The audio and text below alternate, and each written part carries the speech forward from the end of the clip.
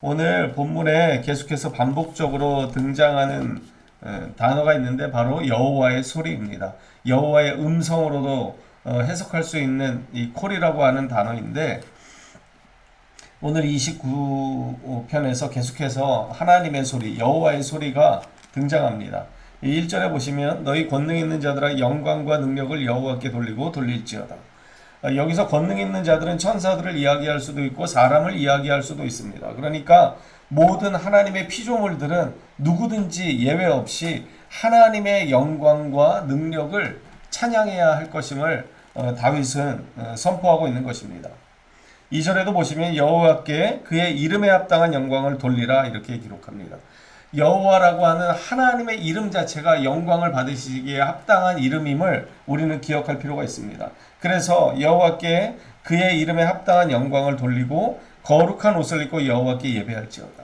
하나님께 찬양을 올리고 경배드리기 위해서는 먼저 하나님의 거룩의 옷을 우리가 입어야 한다는 것입니다.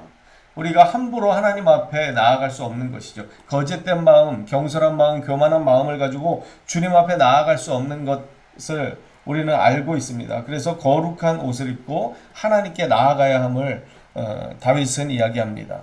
그러면서 3절에 보면 여호와의 소리가 물 위에 있도다. 여기서 물은요 구름을 이야기합니다. 구름 위에 있다는 것이죠. 뒤에 보시면 이렇게 설명합니다. 영광의 하나님의 우레소리를 내시니 여호와는 많은 물 위에 있도다. 이 하나님의 천둥소리, 우레소리가 어디서부터 시작됩니까? 바로 구름 위에, 하늘 위에서부터 소리가 시작되는 것이죠. 그래서 4절에 보면 이 여호와의 소리가 힘있으며 여호와의 소리가 위엄차도다. 그럼 천둥과 번개가 칠 때, 뇌성이 칠 때 얼마나 웅장합니까? 그래서 많은 사람들이 이 우레소리를 들으면서 두려워 떨 때가 많이 있습니다. 많은 사람들이 하나님의 존재를 잊어버리고 살다가 이 엄청난 우레소리에 놀라기도 합니다. 지금 시편 기자는 그 우레소리를 하나님의 소리라 이렇게 이야기합니다. 그래서 4절에 보면 여호와의 소리가 힘이 있으며 여호와의 소리가 위엄차도다. 그러면서 5절에 이렇게 말씀합니다. 여호와의 소리가 백향목을 꺾으시며 여호와께서 레바논 백향목을 꺾어 부수시도다. 이 백향목은요 레바논이 산지인데 이 백향목은 이 나무가 단단하고 변형이 없고 그 벌레가 생기지 않는 우수한 나무로 알려져 있습니다. 그래서 솔로몬이 성전을 지을 때 이 레바논에서 백향목을 가져오는 그 일이 역사 속에서 기록되어 있습니다. 그런데 이 백향목은 또 그렇게 단단하고 나무로서 어떠한 이 성전을 짓는데 사용될 만큼 대단히 뛰어난 재질을 갖고 있는 것처럼 이 백향목은 또 때로는 아주 교만한 사람들을 상징하는 그러한 단어로도 쓰이고 있습니다.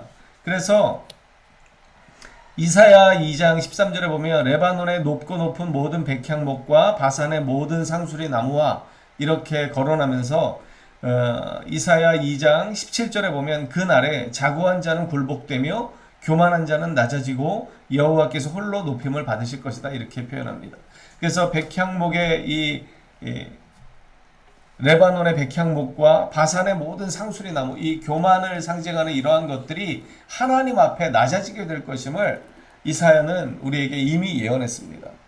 그래서 여기 5절에 이야기하는 여호와의 소리가 백향목을 꺾으신다는 것은 교만한 자들을 꺾으신다는 것입니다. 악인들을 심판하시는 하나님의 공의를 또한 이렇게 표현하고 있는 것입니다. 자, 6절과 7절과 이렇게 8절에 보시면 그 나무를 송아지같이 뛰게 하시며 레바논의 시련으로 들송아지같이 뛰게 하시도다. 여호와의 소리가 화염을 가르시도다. 여호와의 소리가 광야를 진동하시며 여호와께서 가데스 광야를 진동시키도다.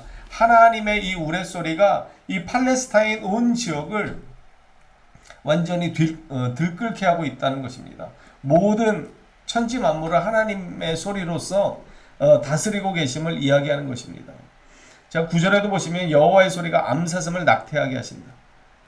이 하나님의 우레소리가 얼마나 크고 웅장한지 암사슴들이 지금 새끼를 낳을 때가 되지 않았음에도 불구하고 새끼를 낳을 수밖에 없는 그러한 상태가 되었다는 것입니다. 그리고 삼림을 맑게 벗기시니 이 우레소리와 천둥과 이러한 하나님의 그 놀라운 소리로 인해서 나무들이 벗겨지고 쓰러지는 이 광경을 이렇게 표현하고 있는 것입니다.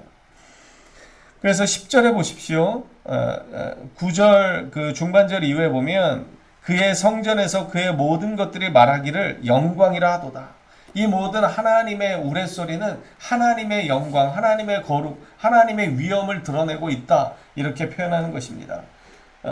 그리고 아까 5절에서 이야기한 것처럼 이 여호와의 소리, 하나님의 소리는 교만한 자들을 꺾으시는 하나님의 공의를 드러낸다고 그렇게 말씀드렸는데, 반면에 10절은 이렇게 말씀합니다. 10절의 말씀을 보시면 여호와께서 홍수 때에 좌정하셨으며 여호와께서 영원하도록 왕으로 좌정하시도다. 여기서 홍수 때라고 하는 것은 노아의 홍수를 이야기합니다. 그래서 노아의 홍수 때 어떠한 일이 있었습니까?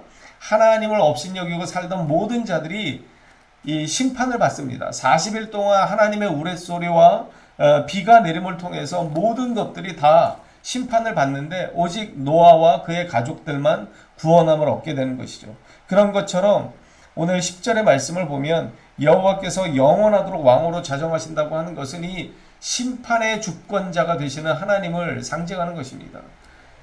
많은 사람들이 하나님이 언제 오시는가, 하나님이 살아계시는가 의문을 던질 때가 있고 하나님을 조롱할 때가 있는데, 우리는 이 노아의 홍수를 기억할 필요가 있습니다.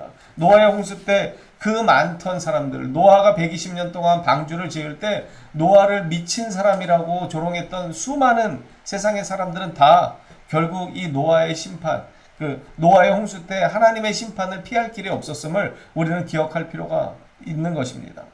그래서 그 홍수를 통해서 하나님이 진정한 왕이심을 드러내셨다, 이렇게 표현하고 있고, 11절의 말씀을 보십시오. 여호와께서 자기 백성에게 힘을 주시며 여호와께서 자기 백성에게 평강의 복을 주시리로다, 이렇게 표현합니다. 하나님이 공의로 모든 교만한 자들을 꺾으시고 심판하시지만 그때에도 믿음의 사람들에게는 평강을 주신다 말씀하는 것입니다. 어저께도 그 말씀을 나누었는데 사무엘상 2장 10절에 보면 여호와를 대적하는 자는 산산이 깨어질 것이라, 이렇게 표현하고 하늘에서 우레로 그들을 치시리로다, 이렇게 이야기합니다. 하늘에서 우레로 치신다. 그 하나님의 위엄과 능력이 가끔씩 이렇게 번개와 천둥을 동반한 이러한 것들을 통해서 이 땅을 다스리는 하나님의 소리가 이렇게 나타난다는 것입니다. 그런데 그럼에도 불구하고 많은 사람들에게 그 심판의 소리가 믿음의 사람들에게는 평강의 복을 주는 소리가 된다는 것입니다. 노아의 홍수 이후에 하나님께서 우리에게 이제 더 이상 물로 심판하시지 않겠다는 의미로 무엇을 보여주셨냐면 무지개를 보여주셨습니다. 그래서 이 무지개 언약을 통해서 하나님의 놀라운 회복을 우리는 경험하게 되는 것입니다. 여호와의 소리가 누군가에게는 대단히 두렵고 떨리고 그러한 소리로 들리지만, 그리고 우리는 그 하나님의 소리를 은혜의 소리로 또 평강의 소리로 들을 수 있어야 합니다. 많은 사람들이 놀라 두렵고 떨리는 가운데도 우리는 그 하나님의 위엄과 하나님의 왕되심을 기억할 수 있어야 합니다. 그래서 그 하나님의 소리에 귀 기울일 수 있고 하나님의 소리에 온전히 찬양을 올려드릴 수 있는 우리가 되기를 간절히 소망합니다.